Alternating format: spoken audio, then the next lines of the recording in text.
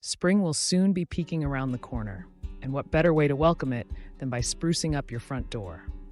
Join me for the next 29 days as I share quick and easy tips to help spruce up your home's curb appeal. Day 1.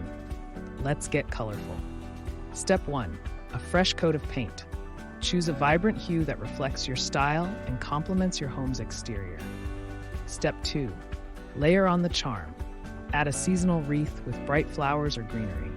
Step 3. Welcome guests with a smile. Update your doormat with a fun spring message or design. That's it for day 1.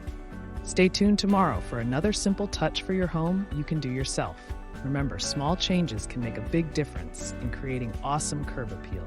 Please like, share, and comment with your own awesome spring decor ideas. You may just inspire someone else. Sponsored by Knorr, Henthorn Real Estate, 321-229-7698.